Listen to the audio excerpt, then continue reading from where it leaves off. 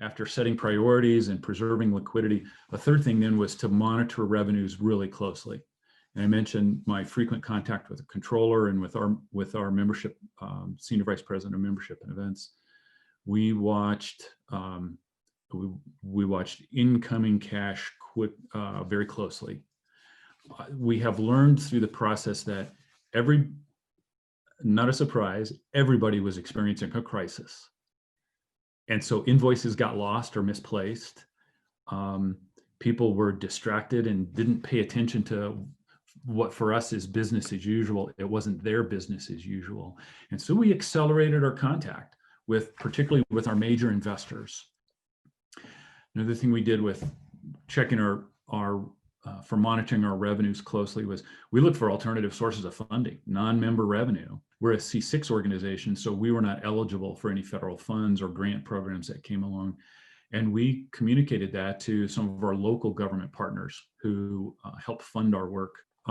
That was a successful approach for us because when they did receive some federal funding, they knew our circumstances and they shared that with us. And because of our long partnership that we've had with them, they were willing to redistribute some of the federal funds back to us.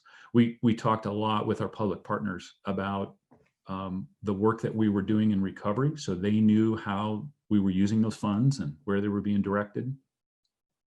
And one thing we will start now is we approach a big revenue cycle for us as year-end approaches, is we're about to initiate preemptive communications with our major investors.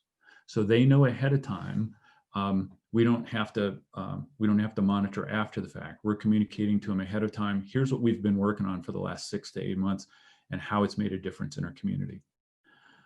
One other piece of advice that I would offer from our experience, if you are managing an organization, if you're the leader of an organization and you don't have an emergency or reserve fund, start one.